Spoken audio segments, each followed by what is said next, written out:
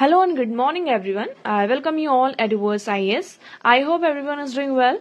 So today is 5th September 2024 and we are going to discuss important news and articles from The Hindu and The Indian Express. So हम The Hindu और The Indian Express दोनों newspaper के जो भी important topics हैं और articles हैं उन्हें यहाँ डिस्कस करने वाले हैं. तो आज के important topics देखते हैं which we have to cover here. First topic is why India celebrate Teachers Day. Today is Teachers Day as we all know, but why do we celebrate teachers day? इसके पीछे का reason हम यहाँ पर जानेंगे. Second article है हमारा Nagaland landslide से रिलेटेड. यहाँ पर नागालैंड में आपका क्या हुआ है, लैंडस्लाइड आई हुई है. तो लैंडस्लाइड से रिलेटेड जो भी इंपॉर्टेंट फैक्ट्स हैं उसको हम डिस्कस करेंगे. उसके बाद हम बात करेंगे AI to dip labour income. ये बहुत ही अच्छा आर्टिकल है. इस आर्टिकल में जो इंटरनेशनल लेबर ऑर्गेनाइजेशन है उन्होंने कुछ फैक्ट्स बताए हैं कि जो आर्टिफिशियल इंटेलिजेंस है किस तरीके से यहाँ पर लेबर इनकम में क्या कर रहा है, आपका डिप ला रहा है ना. फिर हम बात करेंगे, नेक्स्ट आर्टिकल है हमारा gap between allocation for health and the state outcomes. Okay, यहाँ पर देखिए हेल्थ के लिए जितना यहाँ एलोकेट किया गया फंड और उसका जो आउटकम निकल कर आ रहा है इसके बीच में आपको बहुत बड़ा गैप देखने को मिल रहा है. सो वो क्या क्या गैप्स हैं उसके बारे में डिस्कस करेंगे. And the last article here is genomic mapping of Chandipura virus. So ये जो चांदीपुरा वायरस है ऑलरेडी हमने कुछ दिनों पहले इस वायरस के बारे में डिस्कस किया था. एक बार फिर हम इसे रिवाइज करेंगे यहाँ पर. और इसमें अभी क्या हुआ है, गुजरात इसकी जीनोमी मैपिंग यहाँ पर कर रहा है. ठीक है, तो ये है आज के हमारे टॉपिक्स जो जिन्हें हमें कवर करना है. तो आगे बढ़ने से पहले आप सभी के लिए यहाँ पर इस पूरे एनालिसिस की पीडीएफ आपको कहाँ मिलेगी, एडुवर्स आईएएस. ये टेलीग्राम चैनल है. इस टेलीग्राम चैनल को आप ज्वाइन करिए जिसके लिंक आपको डिस्क्रिप्शन बॉक्स में प्रोवाइडेड है. ओके, सो आगे बढ़ने से पहले आपके लिए यहाँ पर कोट है डॉक्टर एस राधाकृष्णन जी का, जिनके तहत यहाँ पर क्या होता है 5th of September को हम टीचर्स डे सेलिब्रेट करते हैं. सो कोट क्या कहता है, when we think we learn we cease to no.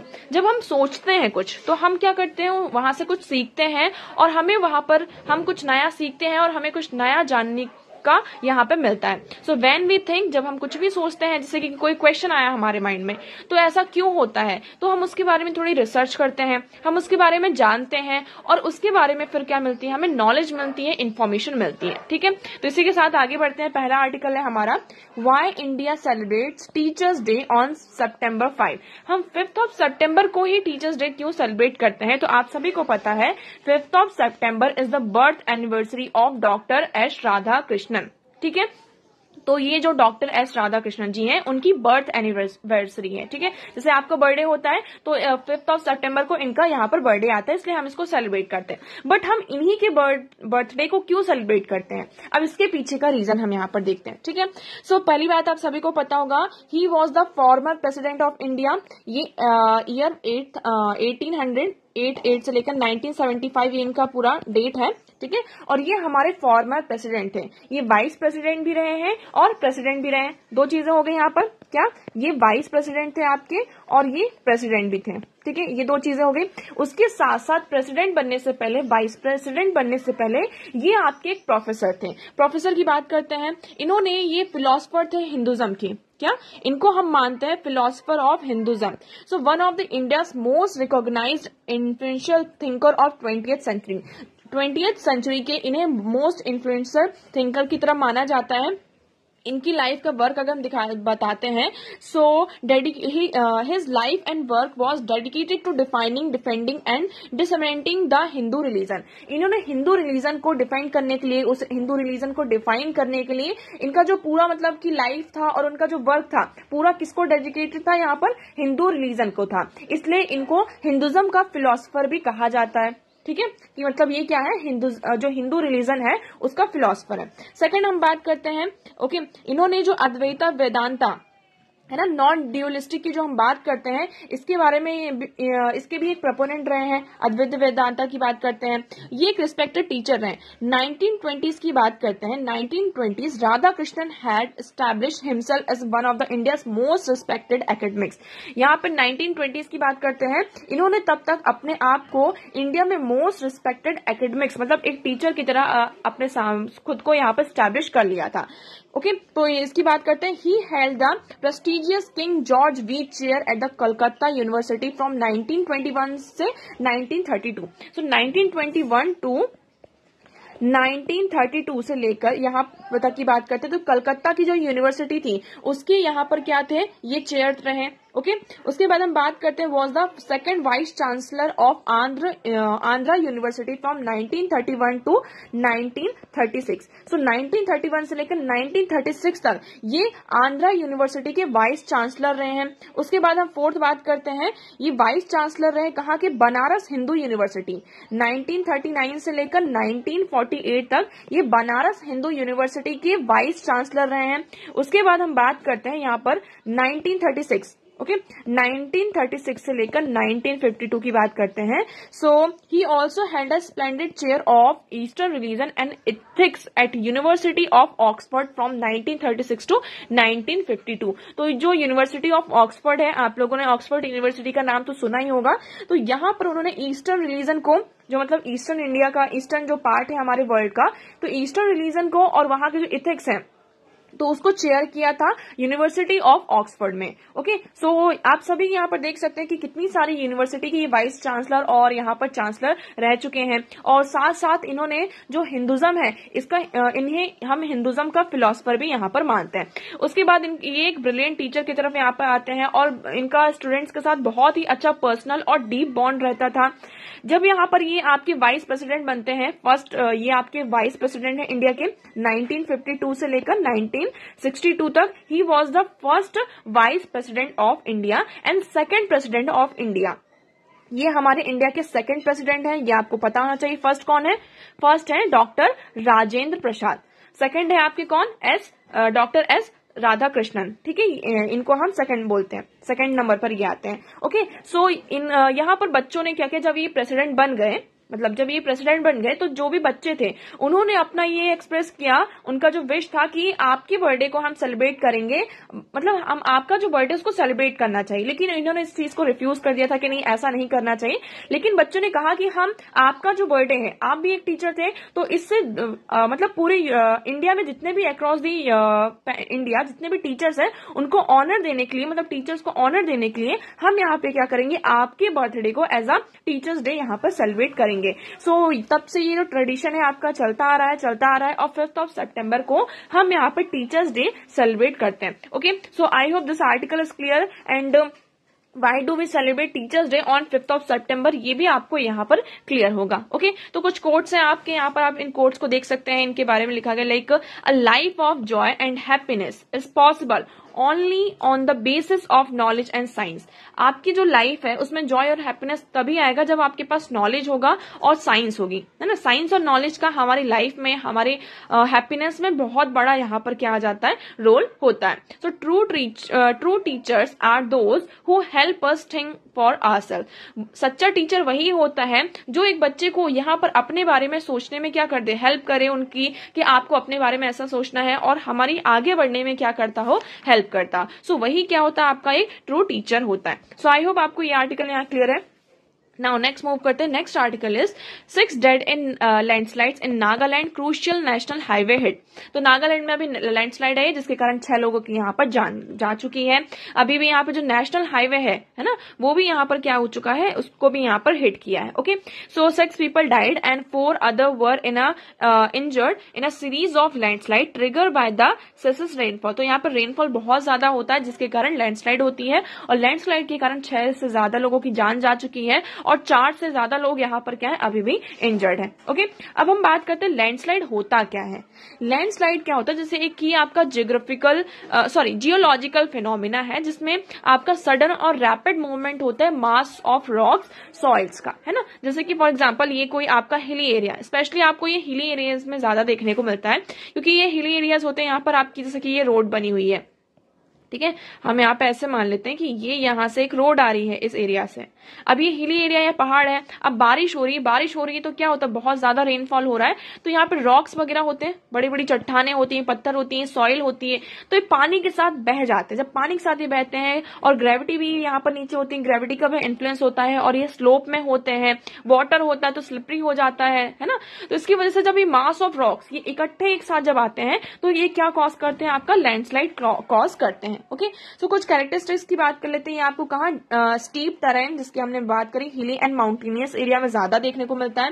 Presence of joints and fissures, अब यहाँ पर फॉर एग्जाम्पल ये आपका हिल एरिया है, कोई सा है ना, पहाड़ है, यहाँ पे कुछ जॉइंट्स वगैरह है ना, कोई कंस्ट्रक्शन वगैरह होता है, तो क्या हो जाता है, कभी कभी ब्रेक्स आ जाते हैं, यहाँ पर दरारें पड़ जाती हैं, फिशर्स होते हैं, इसकी वजह से भी क्या होता है आपका दरारें होने के कारण जब भी कोई भी ऐसी फिनोमिना होता है, रेनफॉल जैसी चीजें होती हैं, तो वो यहाँ पर लैंडस्लाइड को कॉज करता है। Okay, presence of loosely packed and weathered material, any area that has been burn by wild fires के थ्रू, यहाँ पर कोई भी एरिया यहाँ पर बर्न हुआ हो यहाँ पर, या फिर कोई भी रिवर का क्या हो आपका चैनल हो, तो उसकी वजह से क्या होता है आपका लैंडस्लाइड्स आते हैं।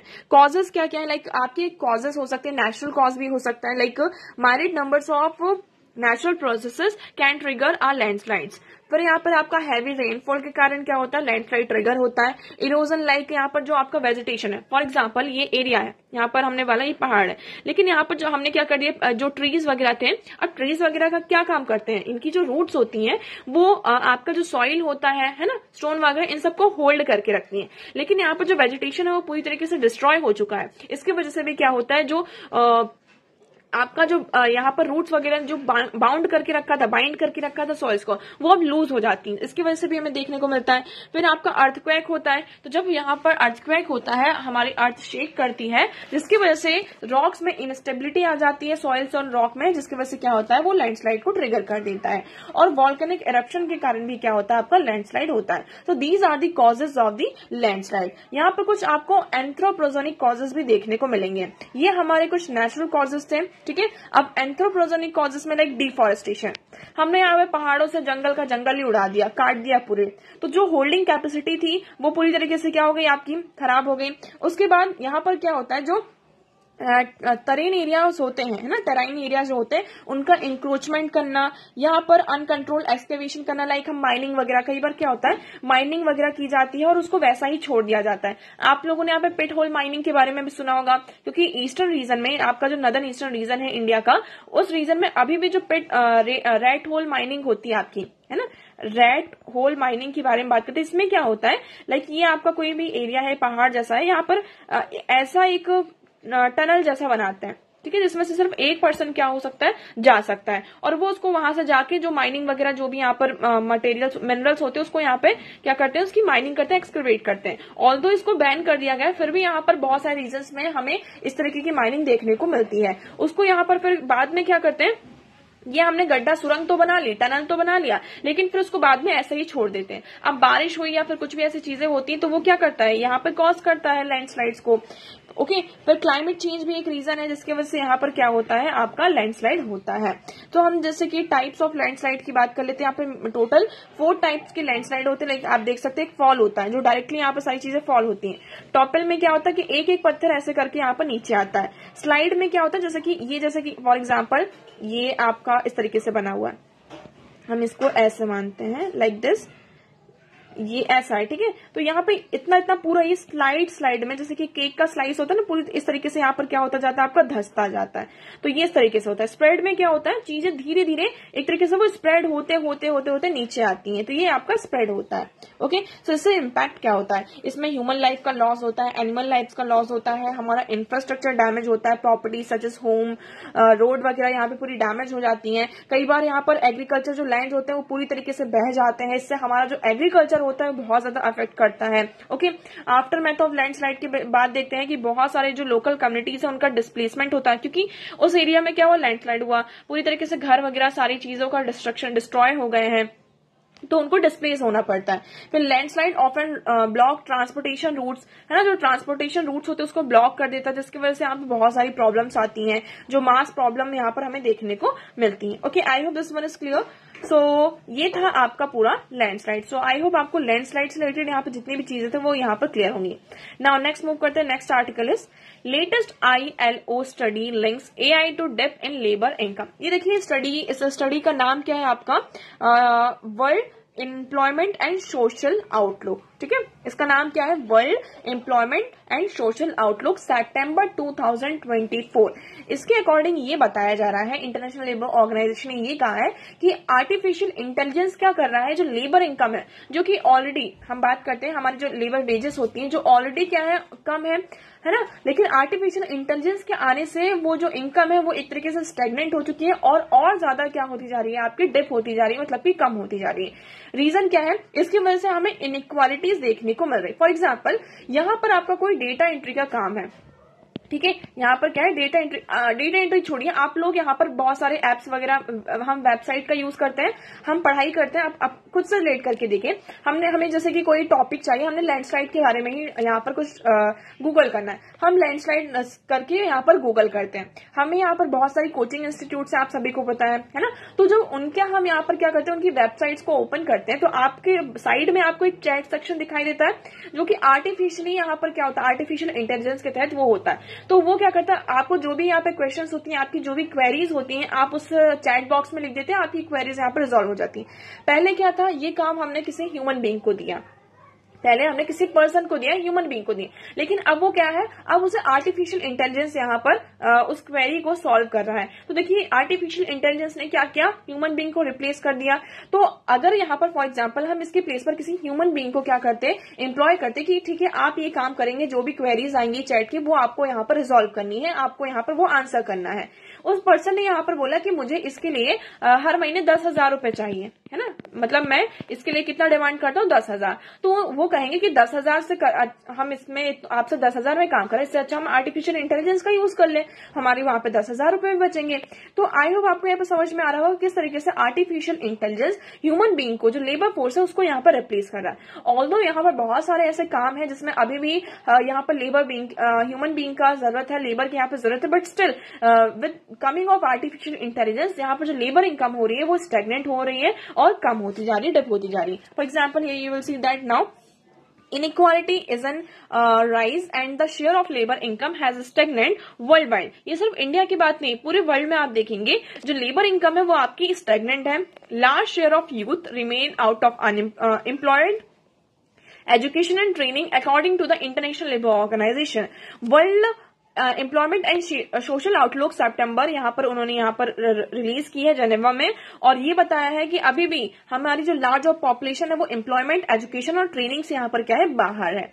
तो यहाँ पर fall in labour income according to the report in is artificial intelligence. तो यहाँ पर जो हमें लेबर इनकम में फॉल देखने को मिल रहा है, इसका मेजर रीजन क्या है, आपका आर्टिफिशियल इंटेलिजेंस है। आई होप आपको ये यहाँ पर क्लियर हुआ। उसके साथ साथ जैसे कि हम बात करते हैं कि the report also indicate slow progress on the key sustainable development goal. इस रिपोर्ट ने यह भी बताया कि जो हमारा टारगेट है सस्टेनेबल डेवलपमेंट गोल का कि 2030 तक हमें इसे अचीव करना है ना, और उस टारगेट में हमारा एक टारगेट ये है पॉवर्टी एलिवेशन, है ना, पॉवर्टी को हमें कम करना है। तो लेकिन जब यहाँ पर लेबर्स की इनकम इंक्रीज नहीं होगी तो हम कैसे इंश्योर कर सकते हैं कि पॉवर्टी भी आपकी यहाँ पर कम होगी, हम उसको कम कर पाएंगे। तो रिपोर्ट ने इंडिकेट किया है कि जो हमारा सस्टेनेबल डेवलपमेंट गोल है, जिसे हमें 2030 तक क्या करना है, अचीव करना है, इसमें भी हमें स्लो प्रोग्रेस देखने को मिल रही है। फिर हम बात करते हैं कोविड-19 के बारे में। कोविड-19 ने यहाँ पर बहुत ही मेजर रोल प्ले किया है डिक्लाइनिंग द लेबर इनकम। जो यहाँ पर लेबर इनकम में रिडक्शन देखने को हमें मिला है ना, इसमें यहाँ पर कोविड-19 पेंडेमिक का एक बहुत मेजर रोल रहा है। It played a key driver role of this declining of the in the labour income share occurring during the pandemic year 2020-2022, the crisis exacerbated existing inequalities, particularly as the capital income continues to concentrated among the wealthiest। तो यहाँ पर जो capital income है, अभी भी जो wealthiest लोग हैं, है ना, यहाँ पर हमें गैप देखने को अभी भी मिल रहा है। जिसके पास पैसा तो बहुत ही सारा पैसा आ रहा है, जिसके पास पैसा नहीं है तो उनकी जो इनकम है और ज्यादा क्या होती जा रही है, धीरे धीरे आपकी डिप होती जा रही है। तो इसका यहाँ पर वे फॉरवर्ड क्या बताया गया है, वे फॉरवर्ड यही बताया गया कि countries must take action to counter the risk of declining labour income share. तो यहाँ पर कंट्रीज को ऐसा यहाँ पर एक्शन लेना होगा जिसके तहत ये जो लेबर इनकम का शेयर डिक्लाइन हो रहा है ना, ये जो रिस्क आपका सामने आ रहा है, इसको हम क्या कर सके, टेक ओवर कर सके। We need policies that promote an equitable distribution of income benefit. हमें ऐसी पॉलिसीज चाहिए जिससे कि हम क्या कर सके, जो इक्विटेबल डिस्ट्रीब्यूशन है ना, उसे हम प्रमोट कर सकें, इकोनॉमिक बेनिफिट प्रोवाइड कर सकें। यहाँ पर हमें freedom of association, collective bargaining, effective labour administration भी, यहाँ पर जो इंक्लूसिव ग्रोथ है उसको भी हमें क्या करना, अचीव करना है। तो इसके लिए हमें यहाँ पर प्रॉपर पॉलिसी की जरूरत है। I hope this article is clear. So international labour organisation क्या है, ये आपका 1999 में क्रिएट हुआ था as a part of the treaty of Versailles in the ended of world war 1। जब आपका वर्ल्ड वॉर फर्स्ट एंड होता है उसके बाद यहाँ पर क्या होता है, 1919 में इसको क्रिएट किया जाता है। इसका हेडक्वार्टर कहाँ है आपका, जेनेवा, स्विट्जरलैंड में। In 1946 ILO become a specialised agency of newly form UN. उसके बाद देखिए ये 1919 में क्रिएट हो गया था, फिर जब 1946 में ये आपके यूएन की एक स्पेशलाइज्ड एजेंसी भी यहाँ पर बन जाता है। मेंबर्स की बात करते हैं, सो आईएलओ में टोटल 187 मेंबर्स हैं आउट ऑफ 190। यूएन में आपके 193 मेंबर्स हैं, सो उसमें 193 में से 186 क्या है जो आपके यहाँ पर आते हैं, ओके, प्लस कुक आइलैंड, तो टोटल 187 मेंबर्स हैं अभी इसमें। आई hope this article is clear. Next मूव करते हैं, next article is gap between allocation for health outcomes in states. Okay, यहाँ पर पहले इस आर्टिकल में आगे बढ़ने से पहले हमें यहाँ पे दो चीजें समझनी होंगी। आपकी जो स्कीम्स होती हैं 2 टाइप्स की होती हैं, ठीक है, जो यूनियन गवर्नमेंट की तरफ से होती है। एक आपकी जो स्कीम होती है उसे हम कहते हैं सेंट्रल सेक्टर स्कीम, ठीक है। दूसरी होती है आपकी सेंट्रल स्पॉन्सर्ड स्कीम, ठीक है। तो जो सेंट्रल सेक्टर स्कीम होती है उसमें जो पूरा फंड होता है उस स्कीम का, वो कौन प्रोवाइड करता है, आपका यूनियन गवर्नमेंट। सेंटर की तरफ से पूरा फंड जो भी होता है, ऑल टोटल जो फंड होता है वो यूनियन की तरफ से होता है। सेंट्रल स्पॉन्सर्ड स्कीम में क्या होता है, आपका यूनियन प्लस स्टेट दोनों का यहाँ पर क्या होता है, पार्टिसिपेशन होता है। थोड़ा आपको स्टेट को भी कंट्रीब्यूट करना होता है और थोड़ा पार्ट जो होता है यहाँ पर यूनियन गवर्नमेंट क्या करती है, आपका कंट्रीब्यूट करती है। आई होप आपको यहाँ पे क्लियर होगा। अब इस आर्टिकल में ये कहा गया है कि बहुत सारी आपकी सेंट्रल स्पॉन्सर्ड जो स्कीम है जिसमें यहाँ पर जो एलोकेशन होना चाहिए, हमें स्कीम में यूनियन की तरफ से और स्टेट की तरफ से दोनों तरफ से एलोकेशन होना चाहिए। So wherein the state not only share a substantial part of the cost but और also responsible for their implementation. तो देखिए सीएसएस जो आपका होता है, सेंट्रली स्पॉन्सर्ड जो स्कीम्स होती हैं, उसमें स्टेट का क्या रोल होता है। स्टेट का रोल सिर्फ इतना ही नहीं होता है कि आप उसमें जो फंड है उसको में आप पार्टिसिपेट करिए, उसमें शेयर यहाँ पर करिए, बट उस स्कीम का यहाँ पर प्रॉपर तरीके से क्या होना चाहिए, इम्प्लीमेंटेशन भी होना चाहिए। So state not only share a substantial part of cost का सिर्फ पार्ट यहाँ पर शेयर नहीं करती, state is also responsible for their implementation. State यहाँ पर इम्प्लीमेंटेशन, वो जो भी स्कीम है आपकी उसका इम्प्लीमेंटेशन यहाँ पर प्रॉपर तरीके से हो। अब यहाँ पर हम बात करते हैं हेल्थ इंफ्रास्ट्रक्चर की। हेल्थ इंफ्रास्ट्रक्चर में आपकी यहाँ पर दो इंपॉर्टेंट जो मेजर सीएसएस है, सेंट्रली स्पॉन्सर्ड स्कीम है। पहला कौन सा है आपका, प्रधानमंत्री Ayushman Bharat health infrastructure mission. इस स्कीम का नाम याद रखना है, आयुष्मान भारत स्कीम नहीं, द प्रधानमंत्री Ayushman Bharat health infrastructure mission. Second है आपका human resource for health medical education. ये दो आपकी यहाँ पर स्कीम है जो कि आपकी सेंट्रली स्पॉन्सर्ड स्कीम है। अब इस स्कीम की हम बात करते हैं, मतलब कि हमारा जो पब्लिक हेल्थ इंफ्रास्ट्रक्चर है उसे भी हमें क्या करना है, इम्प्रूव करना है। देखिए हम बात करते हैं, देखिए हमारे यहाँ जो हेल्थ इंफ्रास्ट्रक्चर है उसमें दो चीजें आ जाती हैं। एक हो गया आपका जो स्टाफ होता है, लाइक डॉक्टर्स, नर्सेस है, ये हमारे पास प्रॉपर तरीके से होने चाहिए, एक एडिक्वेट नंबर में होने चाहिए। विद दैट हमारे पास यहाँ पर प्रॉपर इंफ्रास्ट्रक्चर होना चाहिए। इंफ्रास्ट्रक्चर मतलब कि टोटल हम जो हेल्थ फैसिलिटीज प्रोवाइड करते हैं, यहाँ पर जो आपका हॉस्पिटल होना चाहिए, वहां पर प्रॉपर रूम्स होने चाहिए, बेड्स होने चाहिए, जो भी चीजों की वहां पर जरूरत है, जो भी बेसिक फैसिलिटीज होती हैं, है ना, पेशेंट्स के लिए, वो सारी चीजें यहाँ पर रिस्पॉन्सिबल होना चाहिए। ओके, सो यहाँ पर the first aim at the building health and wellness centre. पहली स्कीम का हमारा एम ये है कि जो बिल्डिंग हेल्थ है वो होनी चाहिए और वेलनेस सेंटर यहाँ पर होने चाहिए। Developing block level public health units, यहाँ पर ब्लॉक लेवल पर पब्लिक आपकी हेल्थ यूनिट होनी चाहिए, हेल्थ लेबोरेटरीज यहाँ पर होनी चाहिए, and critical care hospital blocks भी यहाँ पर हर एक डिस्ट्रिक्ट में आपकी होने चाहिए। ठीक है, तो यहाँ पर क्या होता है, जितना यहाँ पर आपकी रिपोर्ट 15 फाइनेंस कमीशन की आप रिपोर्ट भी आई है कि जितना यहाँ पर उनको फंड दिया जाता है स्टेट को, ठीक है, उसका भी वो प्रॉपर से यूटिलाइजेशन नहीं करवा पाते। अब आप इसका यहाँ पर बात कर लेते हैं कहीं कहीं तो बहुत अच्छा इंफ्रास्ट्रक्चर का डेवलपमेंट हो रहा है, उसका प्रॉपर तरीके से बेटर यूटिलाइजेशन हो रहा है, but in some places in some states वहां पर जो जितना यहाँ पर फंड आपका एलोकेट हो रहा है उसका प्रॉपर तरीके से यूज नहीं हो पा रहा है ना। तो जो आउटकम निकलना चाहिए वो आउटकम नहीं निकल पाता। अब आप एग्जाम्पल लीजिए, बेस्ट एग्जाम्पल आपके आसपास ही देखने को मिलेगा। फॉर एग्जाम्पल आप कहाँ रहते हैं, मध्य प्रदेश में रहते हैं, मध्य प्रदेश के किसी भी स्टेट में आप रहते हैं, ठीक है। लेकिन अगर आपको कोई ऐसी बीमारी हो जाती है, नॉन कम्युनिकेबल डिसीज की बात करते हैं, लाइक आपको ट्यूबरकुलोसिस है या फिर आपके लंग्स में कुछ प्रॉब्लम है, XYZ कुछ भी ऐसी चीजें हैं, तो आपको डॉक्टर क्या बोलते हैं, आपको दिल्ली प्रेफर करते हैं, आपको मुंबई के लिए प्रेफर करते हैं कि आप नागपुर चले जाइए, मुंबई चले जाइए, वहां के इस हॉस्पिटल में आप जाइए। ऐसा क्यों हो रहा है? इसका मेन रीजन ये है कि आपके स्टेट में, आप जिस डिस्ट्रिक्ट में आप अभी यहाँ पर अपना ट्रीटमेंट करवा रहे हैं, वहां पर प्रॉपर इंफ्रास्ट्रक्चर नहीं है ना। यही बात आ जाती है ना कि आपके पास यहाँ पर प्रॉपर इंफ्रास्ट्रक्चर नहीं, मतलब डॉक्टर्स नहीं है, नर्स नहीं है, स्टाफ नहीं है, विद दैट आपके पास वो जो फैसिलिटीज होनी चाहिए एक पेशेंट के लिए, वो सारी चीजें आपके पास अवेलेबल नहीं। That is why you are referring to the another hospital. आप दूसरे हॉस्पिटल में, दूसरे स्टेट में यहाँ पर रेफर कर रहे हैं। तो ऐसा होना चाहिए कि आप जिस भी स्टेट में है, आप कोई भी हॉस्पिटल आपको दूसरे स्टेट में यहाँ पर रेफर ना करें। जितनी भी फैसिलिटीज है वो सारी फैसिलिटीज आपके भी हॉस्पिटल में क्या होनी चाहिए, अवेल होनी चाहिए। इसी के लिए यहाँ पर स्कीम्स आपकी आती हैं। Okay, so physical space in state government will have to bear the recurring cost in maintaining the physical infrastructure build under the PM ABHIN and the HRN thus necessitate additional financial commitment। तो यहाँ पर additional financial commitment की भी जरूरत है। So union government support for human resource is only for the duration of PM Abhiyan scheme till 25 and 26. The ability of state to plan and support recurring expansion beyond this period is vital for the productivity of the incurred capital expenditure. I hope this article is now clear, है ना। तो सब में हम यहाँ करते हैं जो कैपिटल आपका एक्सपेंडिचर एलोकेशन होता है उसको ट्रांसफॉर्म करना है, जिससे कि हमें प्रॉपर इफेक्टिव हेल्थ आउटकम्स भी यहाँ पर समझ में आए। उसके लिए देखिए क्रिटिकल फैक्टर्स क्या है, जैसे कि physical capacity of the state to meet additional recurring expenditure, है ना। हमारी फिजिकल कैपेसिटी हर एक स्टेट की ऐसी होनी चाहिए कि जो भी यहाँ पर एडिशनल एक्सपेंडिचर निकल रहा है उससे हम मीट कर सके।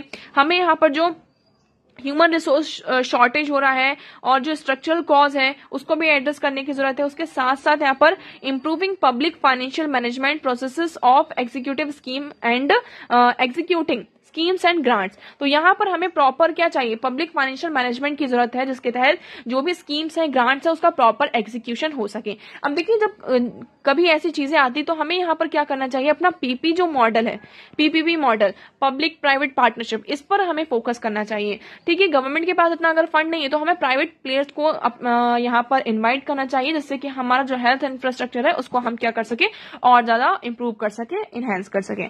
आई hope this article is clear. Now next मूव करते हैं। So the next article here is genome mapping of Chandipura virus findings. तो गुजरात का यहाँ पर जो बायोटेक्नोलॉजी रिसर्च सेंटर है गांधीनगर में, उन्होंने एक पूरा जीनोमी जो आपका चांदीपुरा वेसिकुलो वायरस जो है, इसका पूरा जीनोमी का मैपिंग किया है और उसको यहाँ पर पब्लिश किया है। आप सभी को पता होगा कि लास्ट अभी हमने देखा था जुलाई और अगस्त में गुजरात में हमें इसके बहुत सारे केसेस दिखाई दिए थे।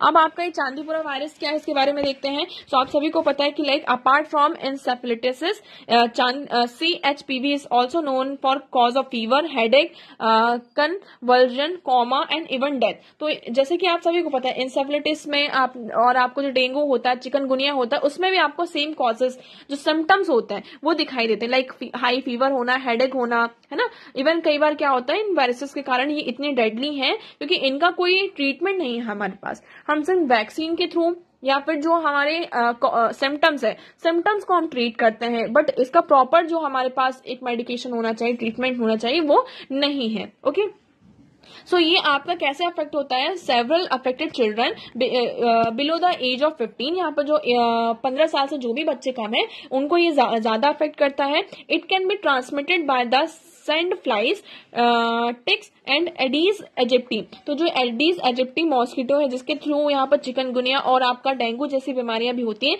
ये क्या करता है, ये एडीज एजिप्टीज और आपकी जो सैंड फ्लाइज है इनके थ्रू आपका ये स्प्रेड होता है। इस टाइम पर अभी जो इस साल आपको आउटब्रेक देखने को मिला है वो इसके लिए जो रिस्पॉन्सिबल है वो कौन है, आपका सैंड फ्लाइज यहाँ पर रिस्पॉन्सिबल हो जाती है। यहाँ पर जो मॉर्टेलिटी रेट है ना चांदीपुरा वायरस की, it is very high, it is 75%। मतलब इसमें यह है कि आपकी 2 दिन के अंदर अगर आप हॉस्पिटलाइज हुए तो विद इन 48 डेज पर्सन क्या होता है कॉमा में चला जाता है और उसकी यहाँ पर डेथ हो जाती है। तो अभी यहाँ पर क्या किया गया है, इसकी जीनोमी मैपिंग की गई है। अब जीनोमी मैपिंग क्या होती है यहाँ से आपको पता चलेगा, लेकिन पहले इसमें जो फाइंडिंग्स पता चली उसके बारे में बात कर लेते हैं। सो रिसर्चर्स के थ्रू यहाँ पर ये बताया गया कि ये जो वायरस है ना, अपने आप को म्यूटेट भी करता है। यहाँ पे ग्लाइकोप्रोटीन जो जीन है उसकी पूरी तरीके से यहाँ पे मैपिंग की गई है। तो the most important of 5 types of proteins that make the structure of the virus. यहाँ पर 5 टाइप्स ऑफ प्रोटीन्स हमें देखने को मिले हैं, जिसके तहत ये जो वायरस का पूरा आपको स्ट्रक्चर देखने को मिलता है, जिसके तहत ये क्या करता है, आपके 5 टाइप के जो आपके प्रोटीन्स हैं वो यहाँ पर ह्यूमन सेल से क्या होते हैं, ह्यूमन सेल्स के जो रिसेप्टर्स होते हैं उनसे बाइंड कर जाता है, और जिससे कि क्या होता है, हमारा जो इम्यून सिस्टम होता है उसको यहाँ पर ये टारगेट करता है। ठीक है, तो देखिए आपकी यहाँ पे जीनोमिक सीक्वेंसिंग कैसी होती है, आप देखिए लाइक हमारा यहाँ पर क्या होता है, ये क्रोमोसोम होता है। आप इन क्रोमोसोम्स को और ज्यादा जूम करेंगे तो ये आपको इस तरीके का दिखाई देगा। इस जूम में हमने ये हमारा डीएनए है। ठीक है, इस डीएनए में आपको ये कुछ कलरफुल दिखाई दे रहा है, ये आप कलरफुल ये चीजें देख पा रहे होंगे।